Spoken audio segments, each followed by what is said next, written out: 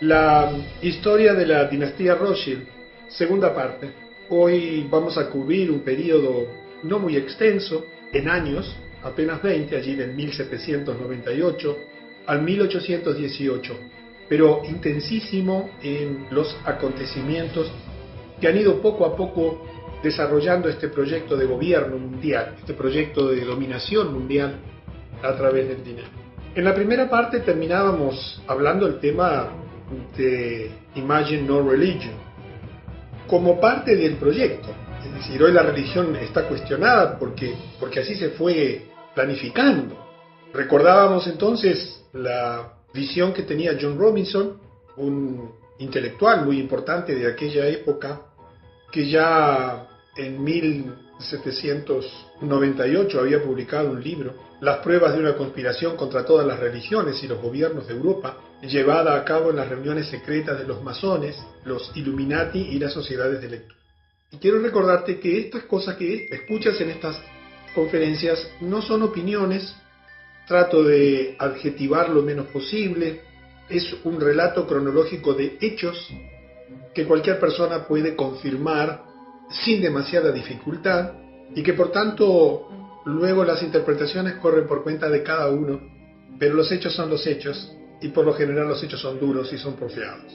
Este informó que había sido un masón de alto grado en el rito escocés de la masonería y que había sido invitado por Adam Weishaupt. Recuerdas que fue quien tuvo a su cargo el diseño, desarrollo de los Illuminati, y se le había dado una copia revisada de la conspiración, de aquello que analizábamos que tenía 4 puntos principales. Sin embargo, el profesor Robinson no estuvo de acuerdo con ella, por lo que publicó su libro, incluyendo detalles de la investigación del gobierno bávaro en los Illuminati y la Revolución Francesa.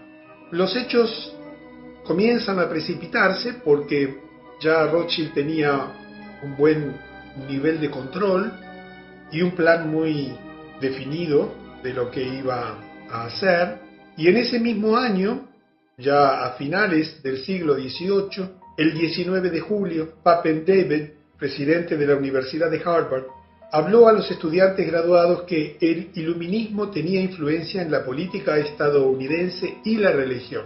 A la edad de 21 años, Nathan Mayer Rothschild deja Frankfurt y viaja a Inglaterra. Allí se establece, y eso fue fundamental a su vez en la historia, en el desenvolvimiento de toda esta historia, donde con una gran suma de dinero dada por su padre se establece con una casa bancaria en Londres. Y en 1800 Salomon Mayer Rothschild se casa con Caroline Stern. Recuerda que en la primera parte te dijimos que te contábamos de casamientos y nacimientos, y que en esta segunda parte te íbamos a explicar el porqué de la importancia de conocer este linaje, porque estamos hablando de una dinastía, y hoy vas a saber algunas reglas, normas que tienen estas dinastías para permanecer juntas como un verdadero clan a lo largo de los siglos, manteniéndose absolutamente unidos en el propósito principal de dominación mundial. Y así como en la primera parte vimos la influencia de los Illuminati para crear y financiar la Revolución Francesa, entramos en el siglo XIX ya con Napoleón. Recordemos el año 1806, cuando Napoleón declara que es su objetivo remover la casa de Hesse-Kassel de toda autoridad y eliminarla de la lista de los poderosos. Esta era una casa monárquica. Al oír esto, el príncipe Guillermo IX de Hesse-Hanau, ¿recuerdas? Que había tenido negocios con el principal de los Rothschild, se va a Dinamarca y confía su fortuna, valorada en $3 millones en aquel momento, imagínate, a Mayer Amschel Rothschild para su custodia. Nathan Mayer Rothschild se casa con Hannah Barendt Cohen, la hija de un rico comerciante de Londres. Nos acercamos a acontecimientos importantísimos, porque todo lo que tenía que ver con las guerras, los gobiernos, los cambios institucionales que se estaban produciendo después y como consecuencia de la Revolución Francesa, naturalmente que tenían detrás como grandes hacedores a los Rothschild. En 1808, 2 años después, Nathan tiene su primer hijo. Nació Lionel Nathan de Rothschild. Es muy importante esta descendencia, verás por qué, porque los primeros hijos, los hijos más jóvenes de los hijos más jóvenes tenían una incidencia muy importante en la familia. En 1810, Sir Francis Baring y Abraham Goldsmith mueren, y esto deja a Nathan Mayer Rothschild como el banquero restante más importante en Inglaterra, casi sin competencia. Salomon Mayer Rothschild va a Viena, Austria, y establece un nuevo banco, el Von Unzone Rothschild. Disculpen la pronunciación, he visto que aquí en la sala hay varias personas que manejan el idioma alemán. Y comenzamos a ver cómo hay una expansión. Debemos recordar que tenían que producirse casamientos y nacer personas para ir extendiendo la influencia a través de bancos dentro de la familia. Y por lo tanto, el siglo XIX, sobre todo en sus comienzos, marcó la, digamos, expansión de Rothschild a través de todos estos jóvenes que comenzaban a utilizar los recursos y los poderes de la familia, los poderes financieros, para extender su área de influencia a lo largo y ancho de toda Europa. Y ya vimos también a fines del siglo XVIII nada menos que en los Estados Unidos. En 1811 recordamos que había vencido la concesión de la patente del permiso para la explotación por parte de los Rothschild del primer banco de los Estados Unidos. Esa concesión, que se había otorgado por 20 años en 1791, no fue renovada.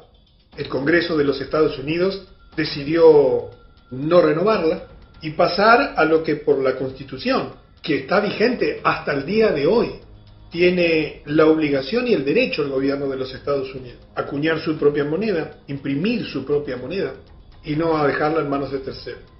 A Nathan Mayer Rothschild no le divierte la decisión porque lo sacaba del juego del dominio financiero y la provisión de la masa monetaria, del dinero del país, y declara en 1811 que o bien la solicitud de renovación de la carta se concede o los Estados Unidos se encontrarán envueltos en una guerra desastrosa.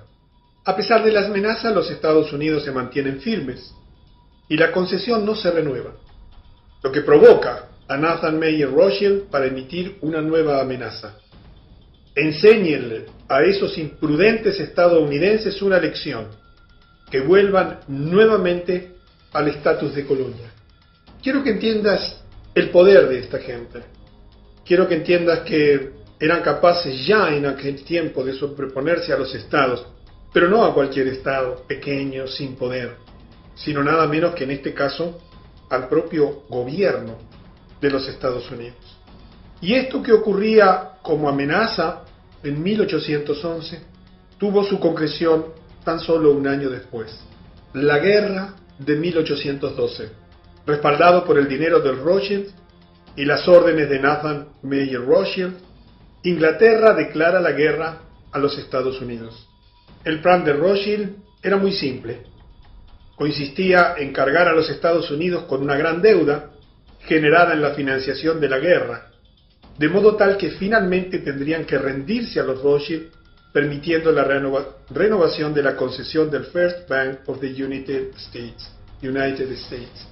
¿Recuerdan los propósitos declarados por Weishaupt allá en 1 de mayo del 76?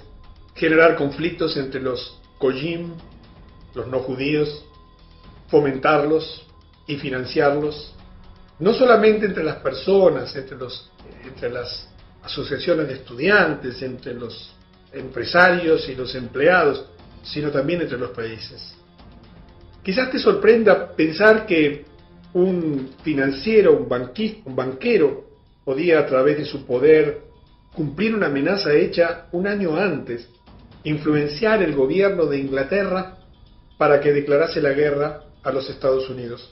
Pero ya algo de esto viste cuando hablamos de la Revolución Francesa. Y comienza la guerra. Y la guerra se desarrolla con un propósito claro. Era el propósito de obligar a los Estados Unidos a defenderse, endeudarse, porque toda guerra implica severos costos en su financiación, para que luego cuando tuvieran que venir a pedir dinero, tuvieran que concederle peticiones a los Rothschild. Un plan urdido desde hacía mucho tiempo de dominio por detrás de los gobiernos. Y Meyer muere, y aquí viene algo muy importante, porque en su testamento él establece leyes precisas que la familia Rothschild debería seguir a lo largo de la historia. Y aquí vas a entender muchísimo de lo que hoy está ocurriendo y de lo que ha venido ocurriendo a lo largo de estos siglos. Por un lado, todas las posiciones claves en los negocios Rothschild solo deberían estar a cargo de miembros de la familia. Nadie fuera del clan familiar podía estar a cargo de los negocios. Solo los miembros varones de la familia podían participar en el negocio familiar, y esto incluía un sexto hijo bastardo formado en secreto. Es importante saber que Meyer también tenía 5 hijas, así que hoy la expansión de la dinastía Rothschild, sin el nombre Rothschild porque se casaban y tomaban el apellido de su esposo, se ha extendido por todo el mundo, pero esas personas de otras familias también forman parte de la dinastía. Y así, hoy se estima que hay un grupo de familias, algunos dicen que son 400, otros dicen que son mucho menos, que como consecuencia de esta situación, donde el fundador de todo esto tenía 5 hijas y un sexto hijo bastardo, que fue el que quedó a cargo, porque solamente los hijos varones podían hacerlo, se comenzó a extender esa influencia a través de muchísimas otras familias. Y por otra parte, el nombre Rothschild no necesariamente asegura a quien lo posea que sea parte de esta dinastía o de este clan. Agrega en el testamento que en la familia deberían casarse entre los primos primero y segundo para preservar la fortuna de la familia. Fíjate que de los 18 matrimonios de los nietos de Meyer Amschel Rothschild, 16 fueron entre primos hermanos, una práctica conocida hoy como la endogamia. Esto te hace entender por qué las sociedades secretas se casan entre ellos y se mantienen cerrados con privilegios familiares que se van heredando de generación en generación. ¿Y por qué se respeta eso como una obligación? Porque había una orden dada casi 200 años atrás. Y aquí vas a entender otras cosas. Ningún inventario de sus bienes y propiedades debería ser publicado. Yo no sé si sabes que la Reserva Federal, que se fundó en 1913 y que vamos a analizar dentro de esta dinastía Rothschild, nunca publicó un solo balance. Nunca fue auditada, nunca fue controlada. Y por supuesto que de reserva no tiene nada, porque no tiene reservas. Solo emite esos dólares sin valor que tú tienes en tu bolsillo o en tu cuenta bancaria, o que yo tengo en el mío. Y de Federal no tiene nada, porque es un banco privado perteneciente a los Rothschild en primer lugar. Y esta historia de que ellos no presentan sus balances, ni son auditados, ni controlados por ningún gobierno, ya estaba en el testamento del fundador de esta dinastía, Meyer Amschel Rothschild. Ninguna acción legal podría realizarse en relación al valor de las herencias. No se podía discutir, todo se arreglaba con dinero.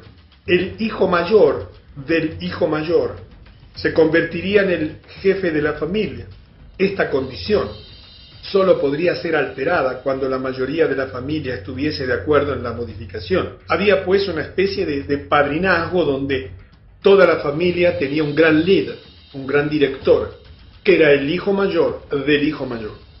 Y ese era el vértice que tenía la autoridad, en definitiva quien tomaba la última decisión, y que solo se podía alterar esa herencia natural cuando la mayoría de la familia estuviese de acuerdo con la modificación.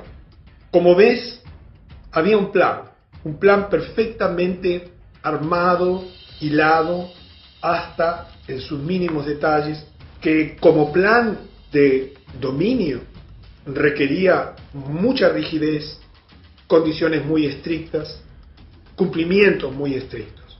Y Meyer muere, y por lo tanto se pone en funcionamiento en forma inmediata el testamento, y Nathan Mayer Rothschild fue elegido jefe de la familia después de la muerte de su padre Mayer. Ocurren otras cosas. Jacobo Mayer va a París, a Francia, y allí establece el banco Rothschild Frères. Nace también Nathaniel de Rothschild, el yerno de Jacob. Y entonces la familia comienza a extenderse y son enviados a cada uno de los países a dominar la banca, porque de ese modo iban a ir extendiendo poco a poco el control y el dominio de todos los gobiernos en el proyecto de dominación mundial que consistía en el dominio y en el control de todos los bancos centrales del mundo. En 1814 ocurre lo siguiente. Recuerda que Mayer había recibido un préstamo de $3 millones, un dinero que se le había dado para negociar, que el príncipe Guillermo IX de Hesse-Hanau había confiado a Mayer para su custodia. Y veamos un relato de lo que sucedió según la Enciclopedia Judía, la edición de 1905, el volumen 10, en la página 494, que dice: según la leyenda, este dinero fue escondido en barracas de vino, y escapando a la búsqueda de los soldados de Napoleón, cuando entraron en Frankfurt, fue restaurado intacto en las mismas barricas en 1814, cuando el elegido príncipe Guillermo IX volvió a Alemania. Los hechos reales, dice la enciclopedia, fueron menos románticos y más ajustados a otra realidad. Quiero que adviertas que vamos hilando hechos, los centrales, dentro de un siglo donde ocurrieron muchas cosas, porque en ese siglo XIX es que se decide lo que tú estás viviendo hoy, aquí en el año 2010, con todos sus detalles. Por supuesto que cumpliendo profecías bíblicas milenarias, dentro del proyecto de dominación mundial y de gobierno mundial. Y quizás alguna de estas etapas, o de estas diapositivas, o de esta información puede resultar poco tediosa, poco interesante, pero verás que todo está absolutamente concatenado y hay que entender y conocer los episodios centrales para entender lo que en definitiva vino a ocurrir. Esta última línea, la que dice que en realidad algo se hizo con ese dinero, indica que el dinero nunca fue devuelto por Rothschild al príncipe Guillermo IX. La enciclopedia a continuación declara que Nathan invirtió los $3 millones en oro en la East India Company, a sabiendas de que sería necesaria para la campaña de Wellington, que recuerdas que era el gran opositor a Napoleón. Con ese dinero, y verás lo que ocurre a continuación, Nathan obtuvo no menos de 4 beneficios. Uno, con la venta de acciones o los bonos de Wellington, que compró a 50 centavos de dólar y los vendió a $1.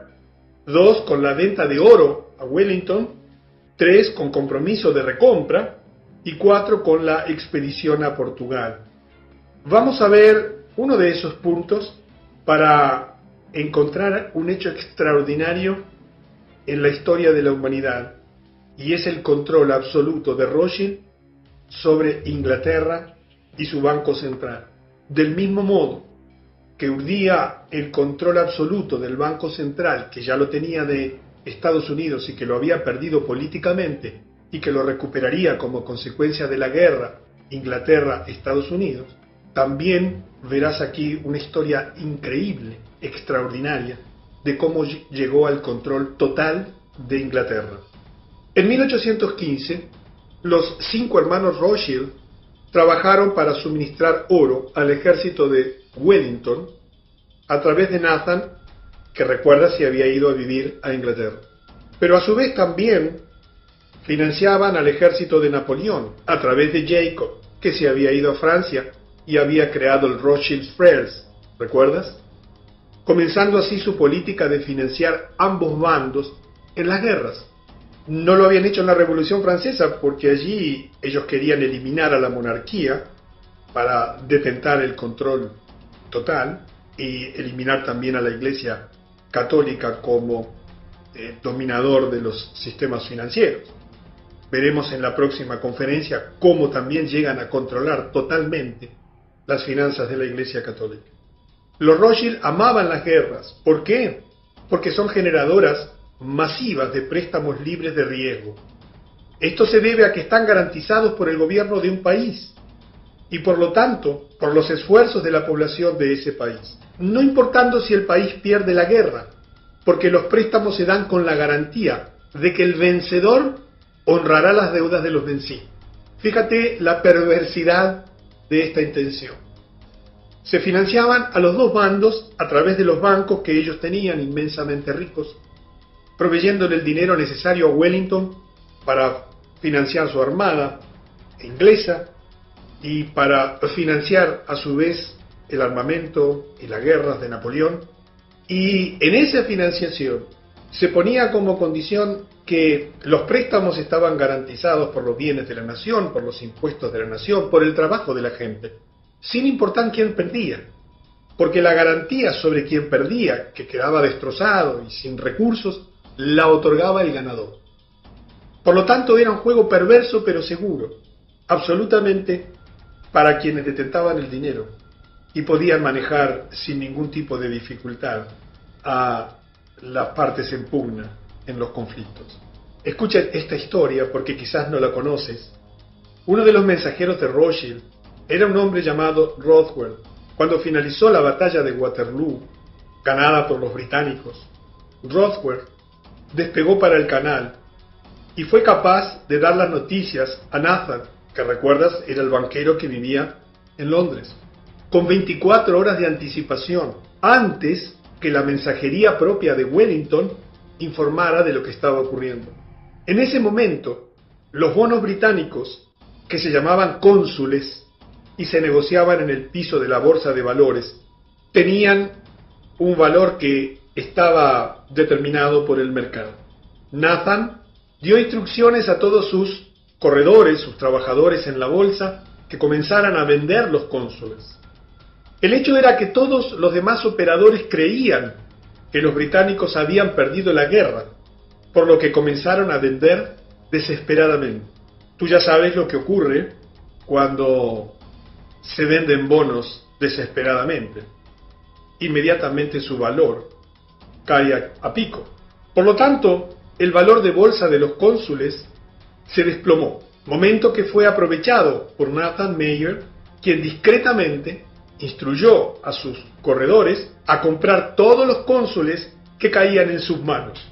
Imagínate, cuando la noticia llegó que en realidad, 24 horas después, ¿verdad?, que en realidad eran los británicos quienes habían ganado la guerra, los cónsules aumentaron su valor a un nivel más alto que antes de la guerra, lo que terminó dejando a Nathan Mayer con un rendimiento de aproximadamente 20-1 en su inversión, adueñándose prácticamente de toda la riqueza de Inglaterra. Esto dio a la familia Rothschild el control total de la economía británica. Tenía en su poder todos los bonos. Ahora el centro financiero del mundo después de la derrota de Napoleón. Y obligó a Inglaterra a establecer un nuevo Banco de Inglaterra, que Nathan Mayer Rothschild pasó a controlar. Curiosamente, 100 años después, el New York Times relata una historia que muestra que el nieto de Nathan Mayer había intentado obtener una orden judicial para suprimir la publicación de un libro con esta historia. La familia Rothschild alegó que la historia era falsa y difamatoria, pero el tribunal rechazó la solicitud Rothschild y ordenó a la familia para pagar todos los costos de la corte.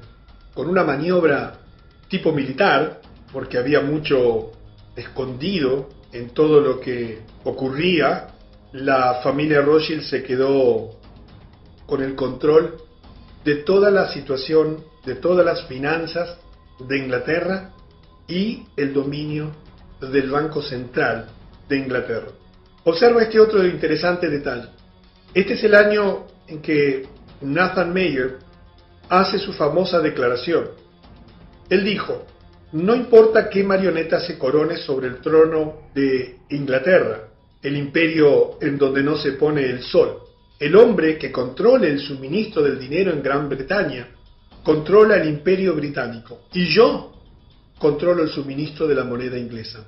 Él se jactaría que en los 17 años de residencia en Inglaterra había aumentado la participación de 20.000 libras que le dio su padre 2.500 veces a 50 millones de libras.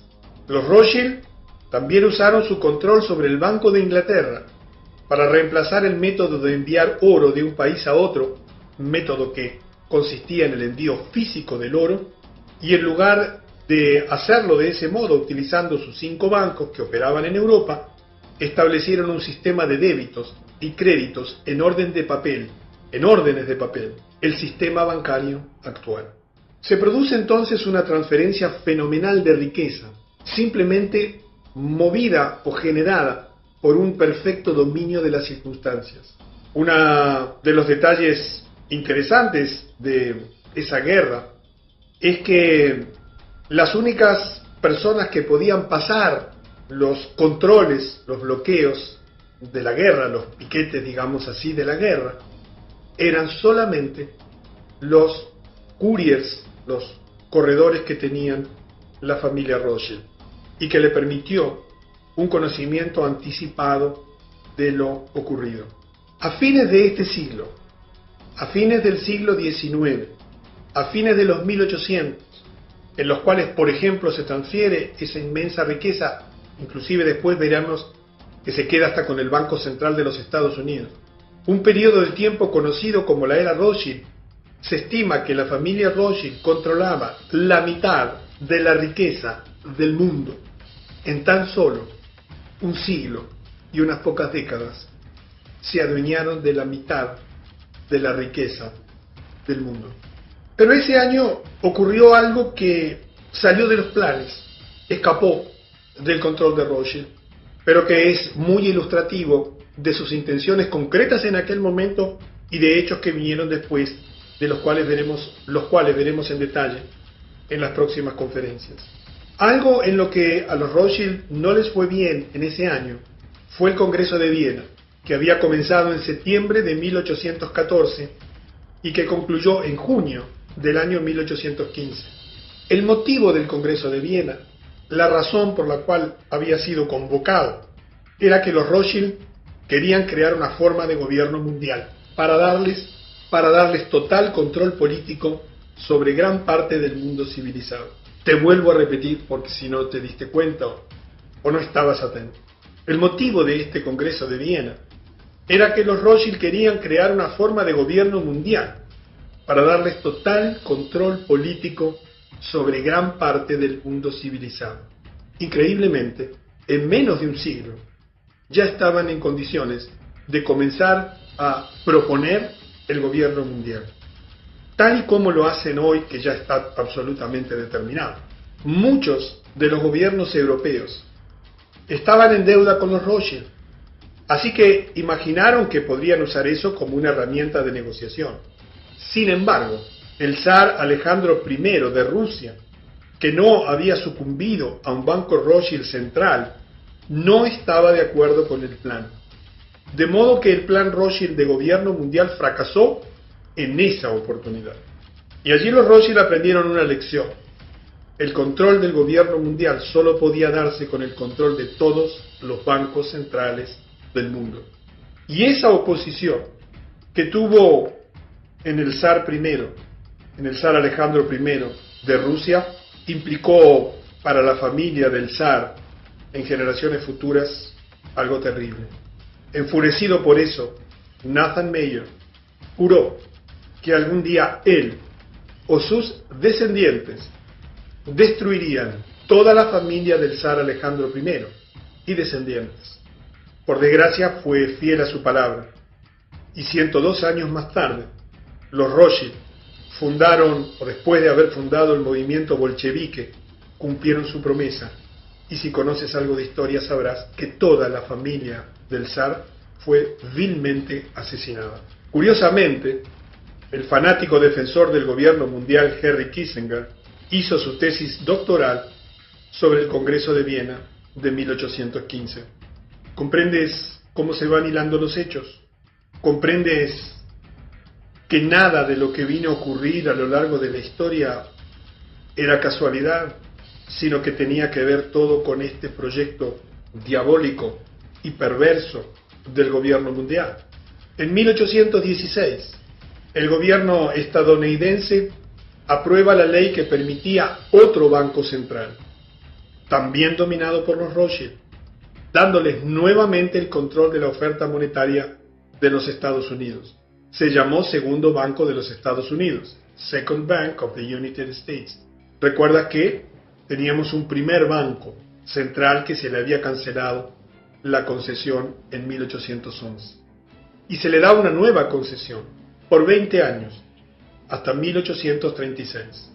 La guerra de Inglaterra contra América terminó con la muerte de miles de soldados británicos y estadounidenses y con los Rothschild obteniendo nuevamente su banco. Aquí tienes una imagen de la casa central del segundo banco de los Estados Unidos en Filadelfia. En la medida que avancemos en las conferencias, los hechos se irán concatenando, armando, y poco a poco comprenderás los mecanismos de acción, la manera en que se ha ido desarrollando el plan, para ayudarte a comprender con más exactitud qué es lo que está ocurriendo y cómo seguirán desenvolviéndose los hechos. En 1818, 2 años después, a raíz de la masiva orden de obtener préstamos franceses, dada en 1817, con el fin de ayudar a la reconstrucción después de la desastrosa derrota en Waterloo, los agentes de Rothschild compraron grandes cantidades de bonos del gobierno francés, provocando el incremento de su valor. El 5 de noviembre se deshicieron del lote de bonos en el mercado libre, lo que provocó la caída de su valor en picada, entrando Francia en un pánico financiero. ¿Te suena a Wall Street? ¿A George Soros? En tiempos modernos. Los Rothschild, a continuación, intervinieron para tomar el control de la oferta monetaria francesa, salvando al gobierno francés y su economía, a cambio de el control financiero. Ese fue el mismo año en que los Rothschild fueron capaces de otorgar préstamos al gobierno prusiano por un monto de 5 millones de libras. Ya habían caído los Estados Unidos, Inglaterra, Francia, y tenía a una enorme cantidad de gobiernos europeos totalmente endeudados y dependientes. Era solo una cuestión de tiempo continuar trabajando por su proyecto. Y así entonces hemos llegado a cubrir estos 20 años, en los cuales nos damos cuenta el mecanismo de acción. Nos damos cuenta que había un clan, una dinastía cerrada, con normas internas, con la prohibición absoluta de publicar lo que hacían aún sus estados patrimoniales, con un control total de los gobiernos a través del dominio de la emisión del dinero, a la cual llegaban por medio de endeudarlos, en algunos casos financiando guerras, destrozándoles las economías, obligándoles a pedir préstamos, para luego urdir una maniobra de manejo de la economía a través de los papeles de deuda del gobierno, vendiéndolos, haciéndolos caer para dentro del pánico financiero aparecer como salvadores y decir, yo te recupero ese valor, pero yo soy quien controlo la emisión de la moneda. Y este proceder se ha ido extendiendo de maneras cada vez más sofisticadas. El gobierno central de tu país emite moneda de tu país, pero esa moneda está totalmente atada al valor del dólar, al valor de lo que definen en la Reserva Federal, institución que, te reitero, nunca presentó un balance y nunca fue auditado, que no le informa ni siquiera al Congreso de los Estados Unidos sobre sus acciones, y que simplemente es una imprenta de emitir dinero, sin ningún valor y respaldo, absolutamente ninguno. Espero que, al ya tener unos 70 años de historia, entiendas un poquito más este mecanismo, para que cuando lleguemos a nuestro tiempo, todo el panorama te haya resultado suficientemente esclarecedor. En la próxima conferencia vamos a ver cómo este poder se extiende, financiando guerras y continuando con ese proyecto de gobierno mundial que en 1815 fracasó en el Congreso de Viena, pero que no fracasó en las intenciones. porque continuó adelante, tejiéndose poco a poco, de una manera sostenida, sistemática, organizada, con un grupo de familias ahora totalmente unidas en un proyecto común. Nos vemos entonces en la tercera parte de la historia de la dinastía Rothschild.